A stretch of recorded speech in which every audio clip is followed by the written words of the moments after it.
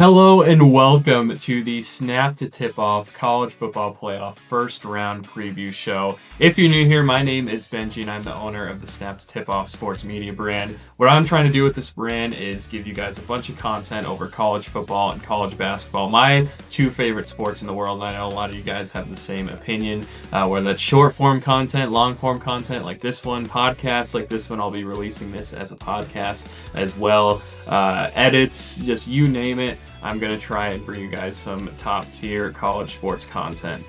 Before we get into it, I just please ask that you like and subscribe. That helps me out more than you know. Also follow my other socials down below. That will be linked in the description. If you guys do that, that will help me more than you know. I really hope to do this as a full-time job one day. It would be my dream come true to become a college sports content creator.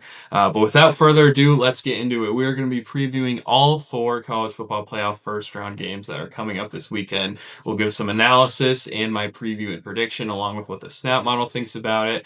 So without further ado, let's just go again and get right into it. I have my copious notes here. You hear that paper pop, as the great Josh Pate always says. But yeah, we'll go in chronological order. So starting out, we have number 9 Alabama and number 8 Oklahoma in Norman. This is a rematch of the first of two rematches of the college football playoff. These teams played about a month ago or so, back in November in Tuscaloosa. Oklahoma came out with a W, 23-21. We'll get a little more into that later in the analysis, but Alabama is a 1.5 point road favorite in this one, which I was a little surprised to see, but it's not too shocking, I should say. The over-under is 41.5, so expect a lower scoring game most likely in this one. One of the biggest keys to me in this one is, what is Alabama's mindset after this last month or so? They're coming off an absolutely terrible performance, no other way to put it, against Georgia, at least offensively. Their offense looked just absolutely incompetent. Only scored 7 points in that game when the game was basically already decided in the fourth quarter. -3 rushing yards all game. You sitting on your couch watching that game had more rushing yards than Alabama did in that game. And so what is Alabama's mindset in this one? Are they going to reset? Are they going to use that as kind of a wake-up call, to kind of get back to the basics? They're going to use it as motivation to play better in the future?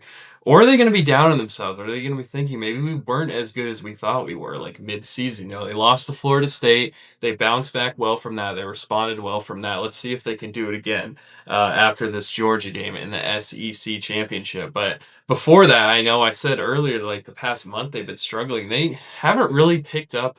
They haven't really played super well in the last month or so. They did lose that game to Oklahoma. They had a couple of close wins that maybe shouldn't have been as close. And so it's going to be really interesting to see what Alabama kind of does here, if they are a different team than they were the last month in this game in Norman. On the other side, you have Oklahoma, who rattled off a huge 4-game winning streak to even get to this point. I don't feel like enough people are talking about what Oklahoma did up to this point and even making the playoff. I mean, they were 6-2 with road trips to Tennessee and Alabama coming up. I mean, basically no one thought that they would win both those games, nonetheless one of them. And so it's really impressive what Oklahoma was able to do. They went into Knoxville, night game, went there and beat Tennessee, then go on the road the next week to Tuscaloosa, beat Alabama, and have to come home and play two solid teams in Missouri and LSU to kind of clinch their playoff berth, so to say. Not easy game, excuse me.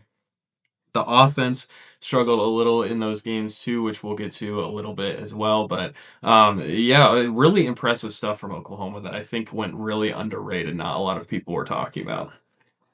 But yeah, like I said, Oklahoma, they're gonna have to lean on their defense in this one. According to the stat model, they have the number 51 offense with the number 5 defense, and so outside the top 50 in offensive efficiency, but inside the top 5 in defensive efficiency. And so Oklahoma's really going to have to lean on their defense. Their offense has especially been struggling down the stretch, at least in their last 2 games against Missouri and LSU. So they're really going to have to lean on that to be able to. Sorry, I keep kicking my table here, but they're really going to have to be able to lean on that defense to make some plays for them to win this game and make a run in the playoff. Some interesting stats to note. Bama's going to have a really tough time running on this Oklahoma team. I mean, like I mentioned, they had -3 rushing yards against Georgia in the SEC title game. That's bad enough. Oklahoma has the top rated rushing defense in the country, according to the snap model. And so it's going to be maybe even harder for Bama to run the ball in Oklahoma, especially on the road. Hostile environment. That front seven for Oklahoma is going to be fired up to play in front of their home crowd in the playoff. Can Bama get anything in the run game? That's going to be a huge factor. If they can't get anything, if they run the ball like they did against Georgia, they have no chance in this game. And so they're going to have to try and find at least a little bit of a running game to have a chance in this one. It doesn't have to be anything crazy. It doesn't have to be, popping off for 5, 6, 7 yards per carry. It can just be, like a decent rush here and there, like maybe even just like 3 yards per carry. Um, Bama's pass offense against Oklahoma's pass defense, that's about a pretty even matchup, in my opinion. But if Bama can't run the ball, this is going to be in Ty Simpson's hands. I think Ty Simpson is the X factor in this one. I don't think they're going to be able to run the ball very well, if at all, like I was just talking about. And so, can Ty Simpson kind of put the offense on his back? Can he make some big throws? He's going to have to make some big throws into tight windows if Bama has a chance in this one.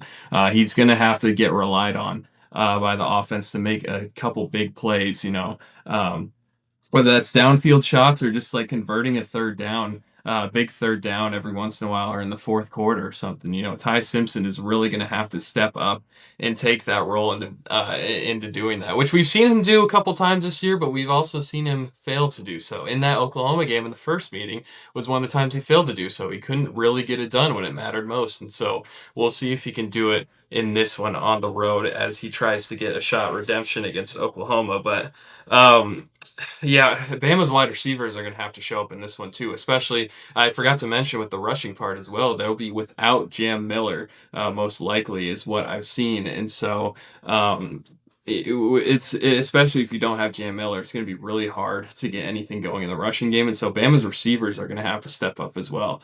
Jeremy Bernard's had a great year, but he was kind of quiet in the Georgia game. Ryan Williams has had a really underwhelming year compared to what people thought he would be in the preseason. And so he's going to have to step up. He's going to have to make some big plays, help out their quarterback, help out their run game in that one. But to flipping the field back to Oklahoma's offense, they're going to have to start to get something going too. I mean, like I said, they really struggled against Missouri and LSU. They only put up 17 points in each game. If it weren't for completely busted coverage in the LSU game, they only had 10 points before that, and they might have lost that game.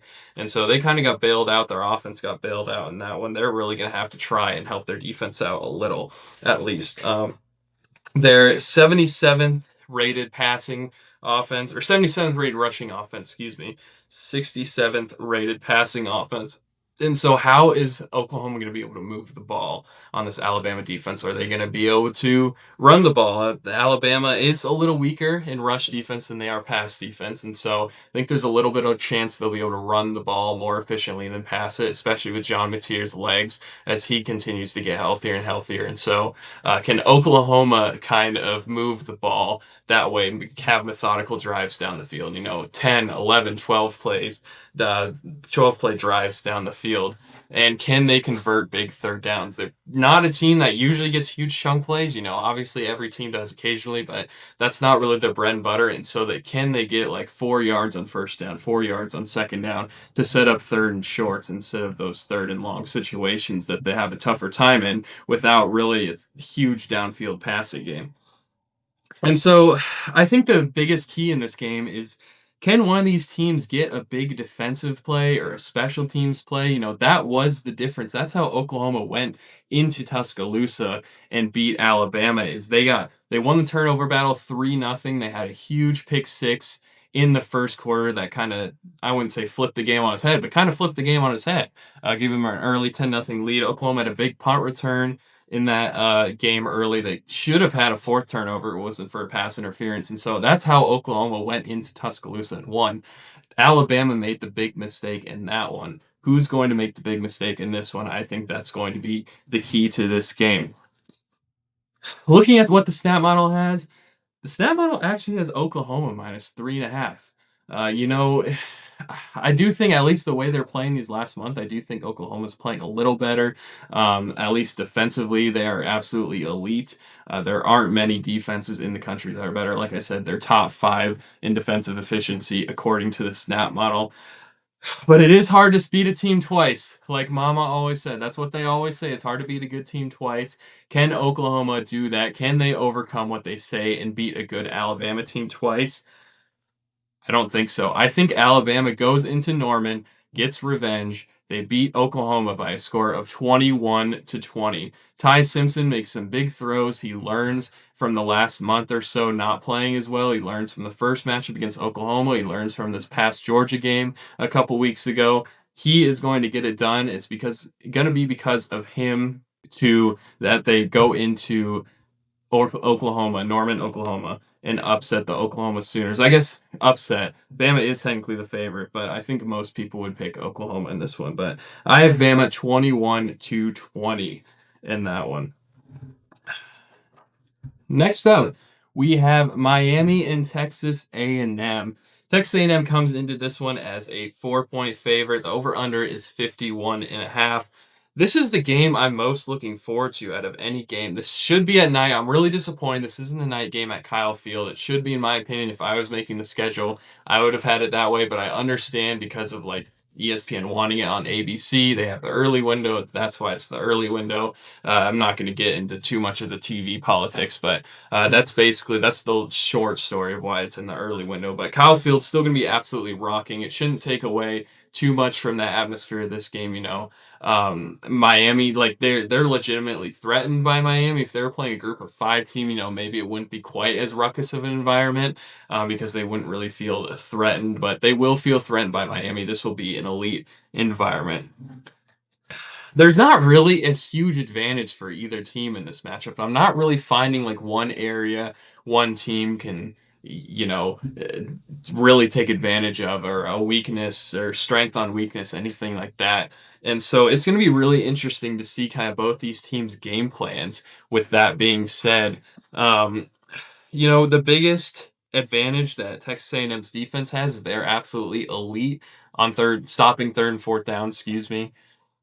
And so if they can get Miami off the field on their third and fourth downs, if they can get it in obvious passing situations, have that front seven pin their ears back, have those elite pass rushers be able to get to Carson Beck, that's going to be a huge key for Texas A&M in this one if they can keep that momentum going from having those big third and fourth down stops all throughout the year. Miami is pretty good at converting third and fourth downs, but Texas A&M is the best team in the country at it.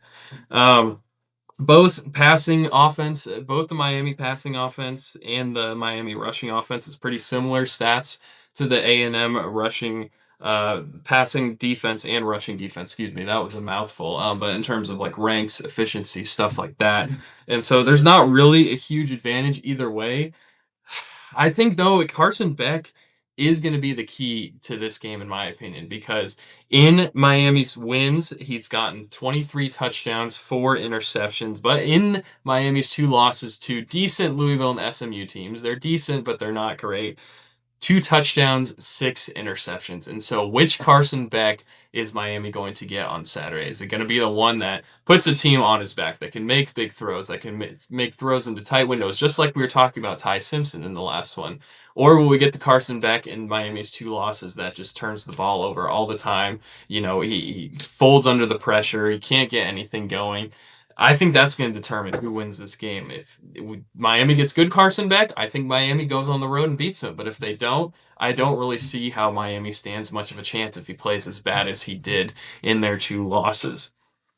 On the other side, Texas A&M offense versus Miami defense, there's also not really any huge advantages in this one.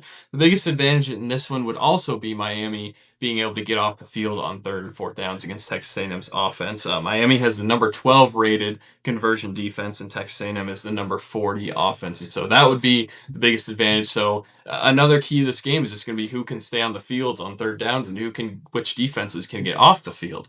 And so whoever can stay on the field consistently and like get those like huge third and even fourth down conversions when they're at midfield, who's going to be able to put the methodical drives together, that's going to be who probably wins this game as well.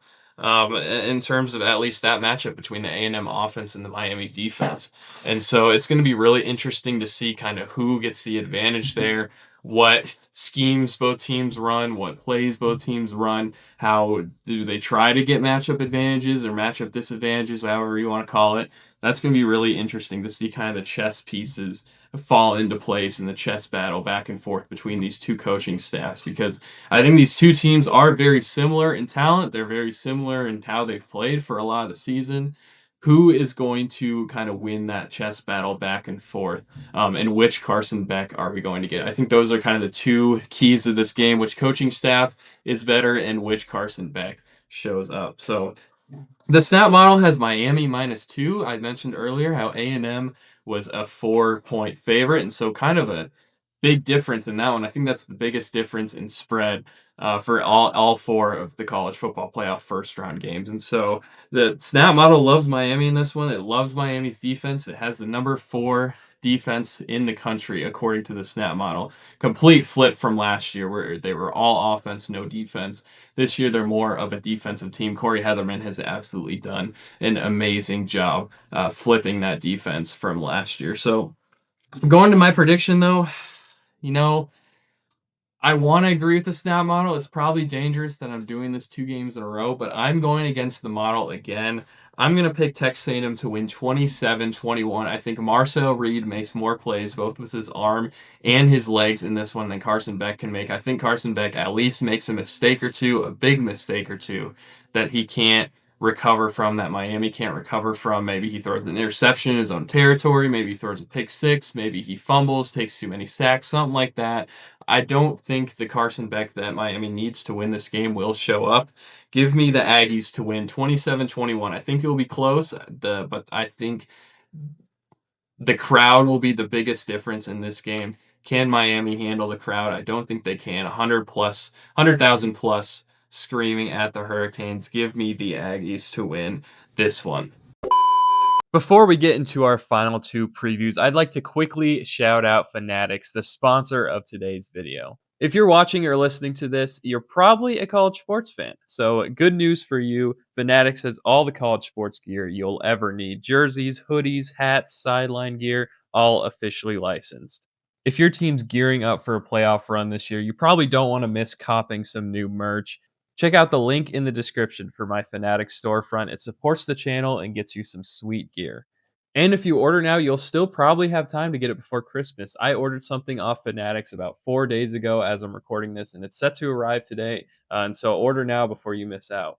Thank you to Fanatics for sponsoring this video, and let's get back to the previews. All right, thank you, future me, for that beautiful ad read. Couldn't have done it better myself. Moving on to the next college football playoff game. Obviously, that is Tulane at Ole Miss, 3:30 Eastern on Saturday. I believe that one is on TNT. This is also a rematch from earlier this season. I think this game was played back in September. Ole Miss absolutely routed them, 45-10, excuse me.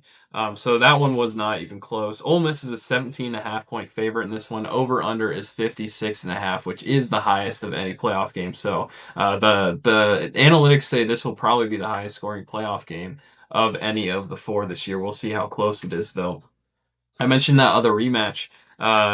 Ole Miss just absolutely dominated in that game. They went 7 for 11 on third downs, 11.4 yards per pass, 5.7 yards per rush. On the other side, Tulane only completed about 35% of their passes. They had only at 3.6 yards per pass, and so not very good for Tulane. Obviously, amazing for Ole Miss. If Ole Miss can just replicate that, then that's going to be an easy win. It's no questions asked. But can Tulane find a way to kind of flip that game? How is Tulane going to handle playing them again? Are they going to be really are they going to be motivated to play them again? Are they going to be upset that they lost that first game and use that as motivation, use that in the film room to kind of show what they did wrong, what they could improve, and use that to get better from this game, learn from it? Or are they going to play scared? Are they going to be scared of Ole Miss because of how much they got beat by in that first game? Well, it's going to be really interesting to see what Tulane kind of does from it, if they can use that to their advantage, or if Ole Miss can kind of use that to advantage to scare Tulane away and not even really give them much of a chance to win the game. But on the other side, what does this Ole Miss locker room look like? I think this might be the biggest question of the entire playoff, honestly. Do they use this Lane Kiffin stuff? Obviously, everyone knows about the Lane Kiffin situation. He leaves for LSU. You know, all the Ole Miss fans and the players feel like they've been betrayed because they have. It's I don't fault them for that. But I also don't really fault Lane Kiffin for maybe not the way he exited, but just exiting to begin with, because this college football calendar is just so messed up. I can go on a rant like this for an entire hour or two about how messed up the college football calendar is. I think that's really who to blame for all of this, but I certainly don't fault the fans and the players and the rest of that coaching staff who's staying for their feelings towards Lane Kiffin. But what does this Ole Miss locker room look like? Are they using that Lane Kiffin stuff as motivation? Are they like extra mad at him? They're using his extra motivation to try and win a national championship, prove they can do it without him, or they kind of checked out. You know, are a lot of players are probably going to follow him to LSU? You'd have to assume. Are they checked out? Are they already thinking about next season? Is Ole Miss or Lane Kiffin already in their DMs, in their text messages, talking about next season, building on next season at LSU? Or are they going to be really motivated, like I mentioned, to try and win the national championship? I'm really intrigued to see which Ole Miss we get on Saturday. I think either way they'd probably win. If they're extra motivated, if they play way better from it, I don't see a way Tulane wins. But maybe, you know, if the locker room is kind of checked out, or if they're just not nearly as good without their offensive mastermind of a coach, Tulane might have a chance in this game. But let's go ahead and dive into kind of the analysis of this one. The biggest advantage Tulane has offensively will be running the ball against Ole Miss's rush defense. The Ole Miss rush defense is ranked all the way down 104th, according to the Snap, 104th rated rush defense. And so if Tulane can take advantage of that, they didn't run the ball poorly against Ole Miss. I think it was like 4 yards per carry in their first matchup. And so that wasn't really a problem when they played the first time. And so can they kind of try and take advantage of that? Maybe take that a little step up to 4.5, 5 yards per carry against the struggling Ole Miss rush defense. Ole Miss pass defense is much better than its rush defense. It's 35th compared to 104th. But Tulane's pass offense is a little better than its rush offense. And so it'll be really interesting to see kind of what Tulane's game plan is here, if they can take advantage of Ole Miss's kind of lackluster rush defense, with lack of a better term. On the other side, the Ole Miss offense, though, at least when they had Lane Kiffin, could beat you in a variety of ways. They could run the ball, they could gash it down your throat, 30, 40 times a game, or they could pass it. They could throw it all over the yard with Trinidad Chambliss and that elite receiving core. So Ole Miss, it's really hard to kind of game plan for them because you don't really know what they can do, and they can beat you in a facet of ways. And so really be interested to see what Tulane can kind of do to try and slow that offense down as well. But like I said, it's going to be without Lane Kiffin. So how much does the offense change without him? How much does the play calling change? Who kind of takes over those play calling duties? I'm assuming they named an offensive coordinator at least, or who will be calling the plays, but I don't exactly know who that is. I think Pete Golding is defensive coach, but I might be wrong about that. Don't quote me on that. But yeah, this Ole Miss offense, what will it look like without Lane Kiffin? I'd have to assume it at least looks a little different. Maybe not for better, not for worse, but just a little different.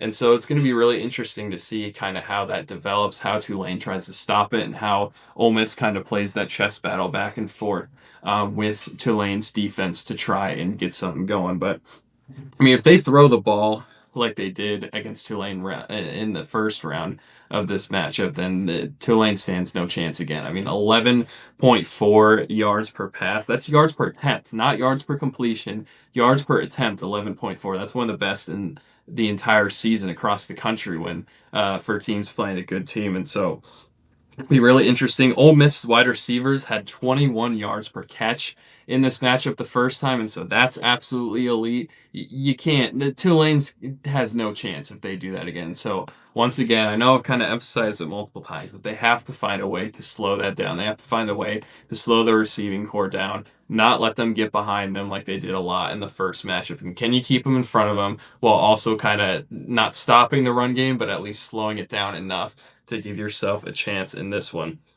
A big factor in this one will also be Trinidad Chambliss's legs. This is the only game this season that he went for over 100 yards rushing. That a lot of it was designed runs, a lot of it was scrambles, and so it'll be really interesting to see if Ole Miss kind of goes back to that game plan where they run him a lot, or if he just has to scramble around a lot. And so can Tulane keep Chambliss off the ground and try and slow him down that way. I mean, this Ole Miss offense, like I said, can just beat you in so many ways. It's so hard to slow them down, but will it look different? Will it kind of take a step back without Kiffin? We'll have to see. The model has this one at just Ole Miss minus 13.5, and so it favors Tulane against the spread a little bit, but it still has the Rebels winning by multiple touchdowns. I'm going to kind of go around both of them, like kind of in between both of them. I'm going to go Ole Miss 37-20. I do think it's a little higher scoring game. I don't think it will be quite as big of a margin as last time. I think Tulane will learn from last game a little bit, but they also just don't have the talent or the athleticism to keep up with the Rebels. And so give me the Rebels by 17. I guess that means Tulane covers by half a point with the 17.5. I guess that also means it goes over by half a point. So we're kind of right on the number, but I think Ole Miss wins by a decent margin, but it's not an absolute bloodbath. All right. Before I move on to the last game, make sure you guys click that like button and subscribe like I mentioned before. It really helps me out. Really appreciate all you guys who have already been subscribed, who have been watching the channel, watching my shorts, anything like that. Whatever you're doing to help the channel, I really appreciate it more than you guys know. I'm really trying to help grow this brand. Like I said, I hope it's my full-time job one day and you guys can make that happen. So just thank you guys. And yeah, we'll go ahead and go to this last preview, which is, of course, the James Madison Dukes, champions of the Sun Belt, at the Oregon Ducks. Oregon's a 20.5, point favorite in this one. The over-under is 51.5.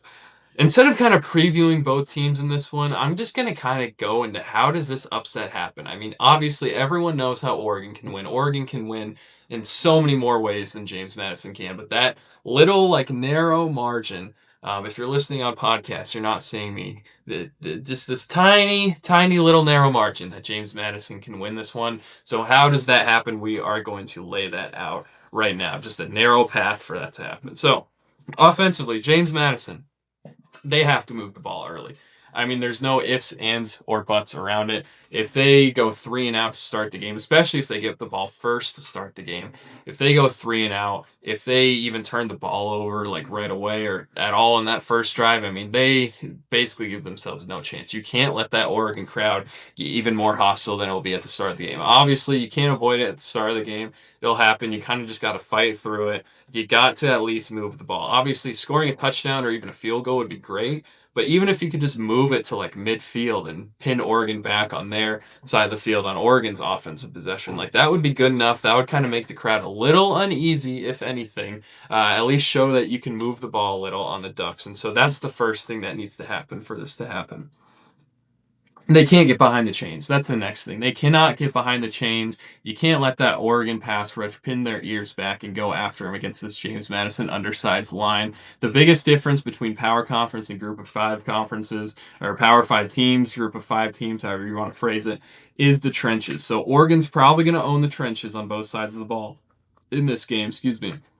Can James Madison stay on schedule? Can they at least get a few yards per play to not get too far behind the chains? Obviously, it'll probably happen at least a couple times in the game. You can't avoid it, but it can't be a consistent theme that James Madison keeps getting in these third and longs, obvious passing situations that Oregon's pass defense can just pin their ears back and go after Alonzo Barnett. They have to also get in a consistent run game and maybe get the ball out of his hands pretty quickly. They go in quick throws. It doesn't have to be anything crazy runs, but maybe like 3, 4, 5 yards per carry consistently. If they can somehow get enough push to get that, then James Madison has a shot in this game. I mean, that's kind of goes back to being able to at least move the ball somewhat consistently. If you can at least get a few yards per play, keep the chains moving. It doesn't have to be anything crazy. The Dukes will have a shot in this game. And, if they get Oregon's defense back on their heels, have to make them adjust, have to really think about what they're doing. Maybe just if you keep gashing them with those short runs, short throws, then you can hit them over the top at some point. But you got to be patient. You got to at least get a little push up front. But then the last thing offensively is that they have to take occasional risks. Like I said, you got to be patient to start, but they're not going to win this game unless they hit a couple big plays either. You're going to have to, at least second, third, fourth quarter, You don't have to do it right away. You don't have to do anything crazy, but you got to take some risks, take some shots downfield, run a flea flicker, do anything that kind of catches them off guard or like high risk, high reward plays because without taking some risks in this game, they're not going to win it. So they got to hit some big plays at least at some point a couple times throughout the game to have a chance in this one. On the other side of the ball, when Oregon has the ball, James Madison's on defense. This aims James Madison's better unit, and it is a very good unit. They are ranked number 16 in the country according to the stat model. They had the 16th best defense all year, and so they are a very good unit. That was their better unit this year. It's kind of the bread and butter of this team and how they went 12-1 and won the Sun Belt. They're top 15 in every major category. All the four factors of the snap model, they're top 15, and so this is a good defense. This is a solid unit. But this is a different beast in Oregon. Can they do it against a Big Ten team, an elite Big Ten team at that with weapons all over the field? That's going to be a big question.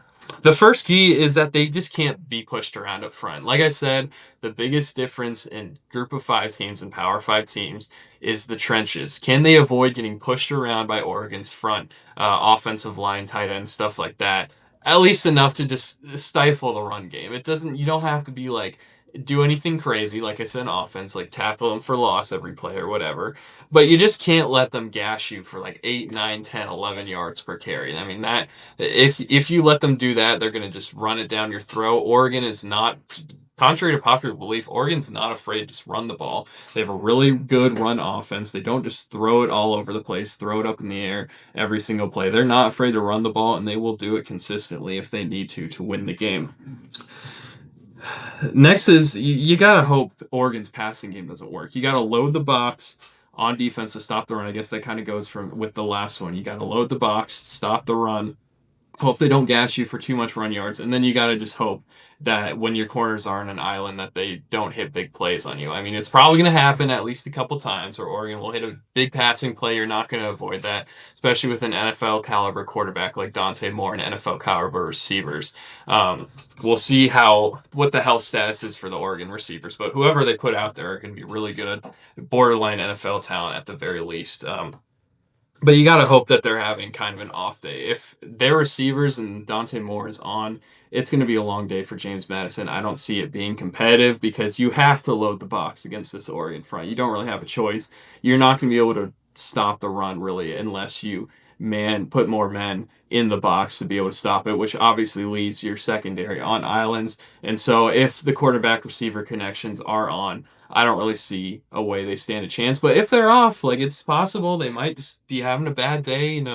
Maybe Dante Moore's a little off. Maybe the receivers are a little off, something like that, whatever. Especially if the DeCorian Moore and Evan Stewart aren't healthy. It's going to be interesting to see how James Madison's defense does against it when they have to put their corners on an island. And then the last thing is you got to get off the field on third downs. I mean, you got to keep Oregon from getting third and shorts to make third and easy number. And so you got to make sure you get off the field on third down. You can't keep if Oregon gets in the 3rd and 2, 3rd and 3, 3rd and 1, even you can't just let them get there and then just run it for a couple yards to get a first down. You have to get them in some 3rd and longs, obvious passing situations.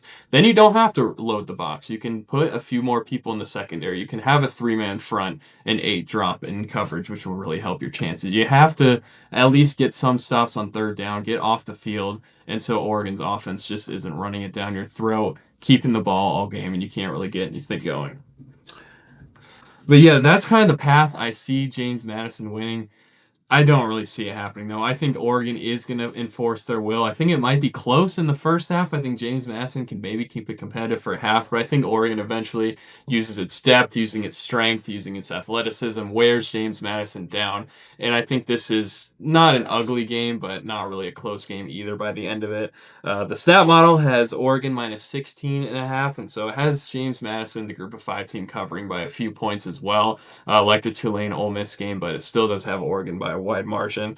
And I'm going to go around that as well. I'm going to go Oregon 35-17. So I do have James Madison covering the 20.5. Like I said, I do think they'll keep it close for a half, but I do ultimately think Oregon wins by 18 at the end of it. They enforce their will by the second half. But yeah, that's going to do it.